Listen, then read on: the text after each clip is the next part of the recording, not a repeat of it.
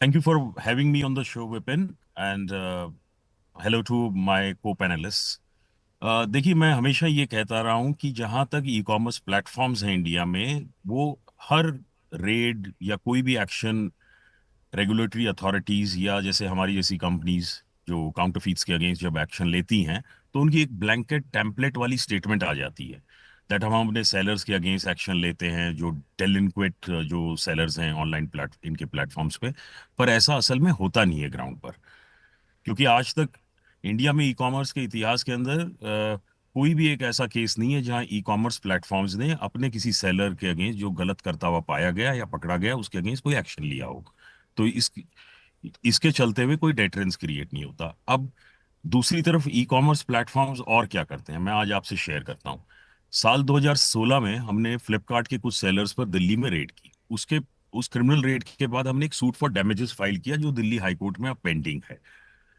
Instead of correcting their own mechanisms, Flipkart इतने साल क्या करता रहा है, फ्लिपकार्ट ने लगभग उस सूट को डिफेंड करने के लिए, आप हैरान होंगे कि फ्लिपकार्ट ने 70 से 75 लाख रुपए खर्च कर दिए लीगल फीस में।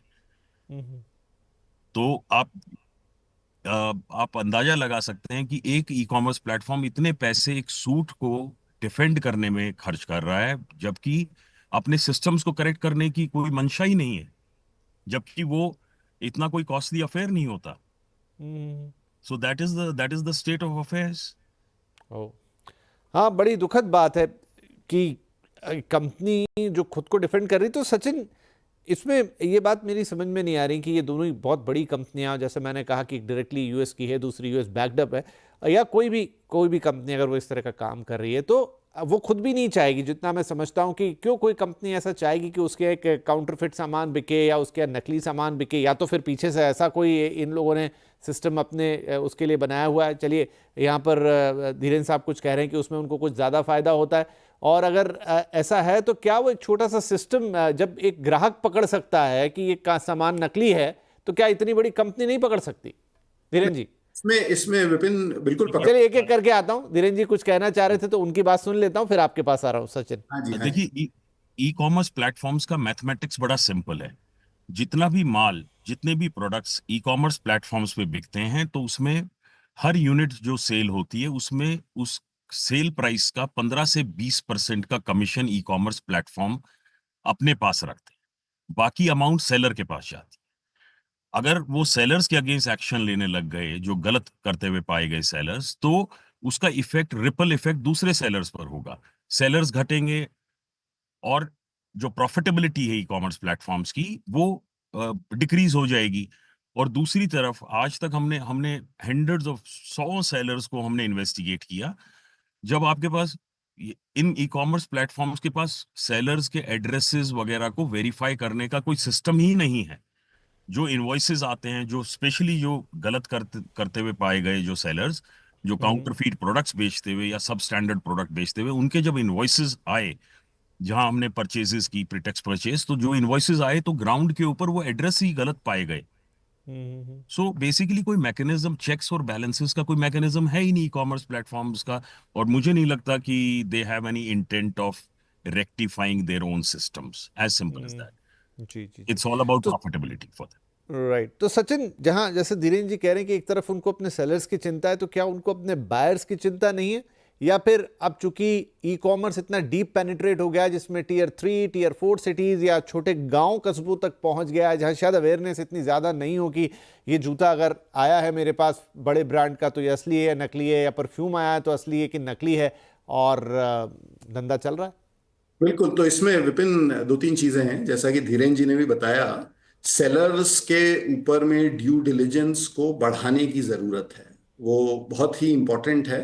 बिकॉज इससे क्या होता है कि अगर आपके प्लेटफॉर्म पे सेलर्स एक सामान लिस्ट कर रहे हैं और दूसरा सामान बेच रहे हैं, या ओरिजिनल दिखा रहे हैं और नकली बेच रहे हैं, तो उससे प्लेटफॉर्म की क्रेडिबिलिटी भी इम्पैक्ट होती है।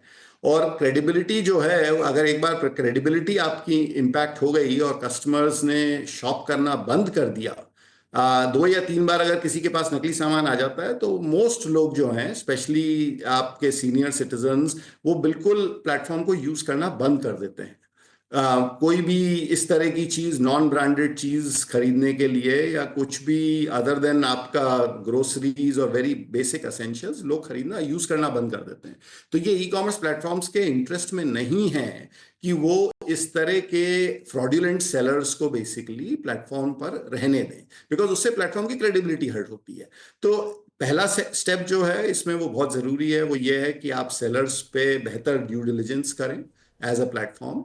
और दूसरा स्टेप है कि इसमें अगर प्लेटफॉर्म्स किसी कोई भी सेलर को डीलिस्ट करना चाहें, ब्लैकलिस्ट करना चाहें, तो उसका आसान तरीका हो, उसमें उनको कहीं भी भारत सरकार से अप्रूवल लेने की डायरेक्ट तरीके से या इनडायरेक्ट तरीके से कोई जरूरत नहीं पड़े, और वो उन प्लेटफॉर्म्स, उन सेलर्स के अगेंस्ट फटाफट एक्शन लें और उनको ब्लैकलिस्ट करें। अगर ये प्रोसेस को स्ट्रेंथन किया जाए, इस प्रोसेस को एकदम सीमलेस बनाया जाए, जिससे कि भाई 1 कंप्लेंट, 2 कंप्लेंट, 3 कंप्लेंट, अगर 3 कंप्लेंट हैं काउंटरफीट की जो सही पाई गई, तो there should be immediate action. तो क्विकली एक सवाल मैं धीरेन जी से और लेना चाहता हूं यहाँ पे। धीरेन जी, उसके बाद हम सॉल्यूशन की तरफ जाएंगे कि ये जो छापेमारी वाली खबरें हैं, इनमें जिन सेलर्स के नाम आए, एक तो होता है थर्ड पार्टी सेलर कि वो डायरेक्टली सामान आ गया, ये बाकायदा इन बड़ी कंपनियों की सब्सिडरी है, मतलब वो अगर कोई सेलर रजिस्टर्ड है वो किसी बड़े प्लेटफॉर्म पर, तो वो उसकी खुद की सब्सिडरी है। अब वो या ही खुद ही गलत सामान खरीद के ला रही है या वो भी मूर्ख बन गई है, थोड़ा थोड़ा समझ में नहीं आ रहा। देखिए विपिन जी, कहानी वही है, पुरानी वही कहानी। 2016-17 में हमने फ्लिपकार्ट के वेयर हाउसेस पे रेड की।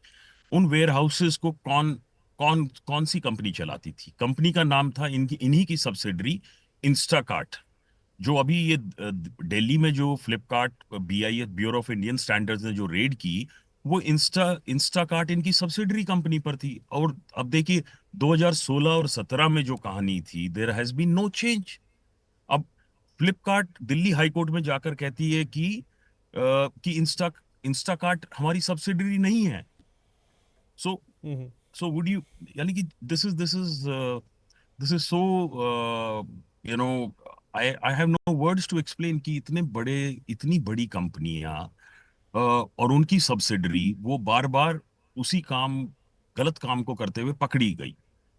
और फर्दर अपने सिस्टम को सुधारने की बजाय वो सिर्फ एक टेम्पलेट वाली स्टेटमेंट वो आ जाएगी, वो मीडिया को दे दी जाएगी, और खेल वही वैसा ही चलता रहेगा। सो इसमें यानी कि मैं तो गवर्नमेंट से दरखास्त करूंगा कि the government should come out with very strict penalties and rules to curb this menace जो हमारे ई कॉमर्स प्लेटफॉर्म्स पे है। बिल्कुल बिल्कुल। चलिए एक छोटा ब्रेक लेते हैं यहाँ पर, ब्रेक के बाद थोड़ा बड़े पर्सपेक्टिव में बात करेंगे। बहुत सारे लोग, जो लोकल सर्कल्स के सर्वे में भी आया कि उन्होंने कंप्लेंट की तो फिर प्लेटफॉर्म से पैसे वापस आ गए या प्रोडक्ट रिटर्न हो गया, लेकिन क्या सिर्फ इतना काफ़ी है? क्या आपको नहीं लगता कि एक बड़ी चीज़ है जिसको आपको बड़े लेवल पर रिपोर्ट करना चाहिए? सिर्फ आपके पैसे मिल गए या सामान वापस चला गया तो बात बन गई क्या? नहीं, क्या तरीके हो सकते हैं? आपको एग्जैक्टली इस चीज़ की रिपोर्टिंग कहाँ करनी चाहिए? क्या है इस मामले में आपके हक और कानून क्या कहता है? ये सारी बातें टू एम्पावर यू इस छोटे से ब्रेक के बाद।